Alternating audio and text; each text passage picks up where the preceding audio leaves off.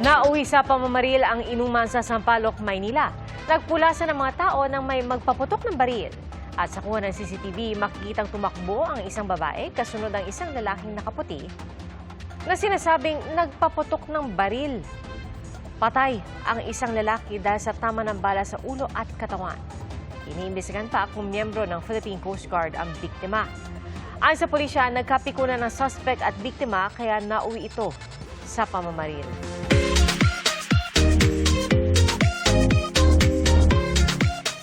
Pasyalang pang K-drama ang biyaheng saksi natin ngayong gabi. Ang makukulay na tren, White Sand Beach at iba pang atraksyon sa Busan, South Korea sa pagsaksi ni Bernadette Reyes. Powdery White Sand Beach, makukulay na bahay at mala K-drama feels na train ride.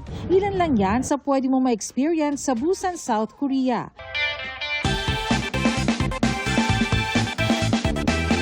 Kung ang Baguio merong tinatawag na Valley of Colors, dito naman sa Busan meron silang Gamcheon Cultural Village na kinatatangian ng mga makukulay na bahay kaya naman tinawag rin itong Santorini of Korea. Maging ang mga makikitid na eskinita, mala artwork ang dating gaya ng mga hagdan na ito na mula sa iba't ibang title ng libro. Ang sikat na librong The Little Prince, ginawan rin ng mural. Malaking bagay talaga po ma'am na nakapunta. It is one of my dreams po talaga na makapag-visit po sa South Korea po. Kung ang Pilipinas merong Boracay, dito sa Busan, South Korea, meron silang Haeundae Beach. Gaya sa Boracay, powdery white sand din dito. May haba itong 1.5 kilometers at sikat ito na pasyalan ng mga locals, maging ng mga turista. Dito kasi, pwede kang mag-jogging, mag-bike, mag-swimming o magbasa-basa ng libro.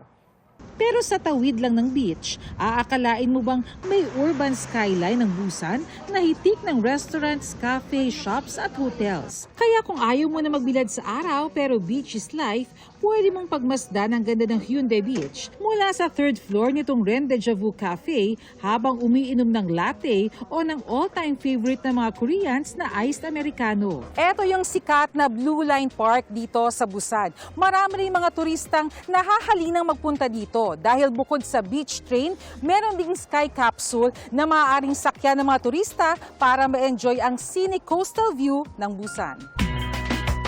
Very Instagrammable ang mga makukulay na train at sky capsule. Kapag nasistress ako sa mga paggagawa ko ng script or sa studies ko, dito talaga ako pumupunta. Kasi ang ganda ng view, tapos may pathway ka, tapos lalo na parang nature, nakaka-refresh ng mind. Kung night out ka naman, i-enjoy ang night market sa Haeundae. Magkape o kumain sa kanilang mga 24 oras na restaurant. Busan is a very beautiful city and people are very kind. Busan Haeundae Beach and Gangali Beach, very nice.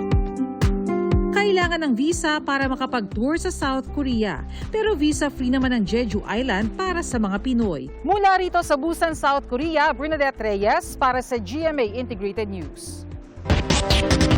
Mga kapuso, update po tayo sa epekto ng Bagyong Tino sa Cebu. Umakyat na sa 111 ang bilang ng patay. Batay po yan sa datos ng PDR-RMO at galing din po sa mga mayor ng iba't ibang bayan.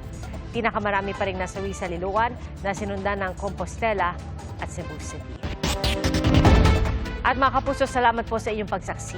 Ako si PR Kanghel para sa mas malaking misyon at sa mas malawak na paglilingkod sa bayan.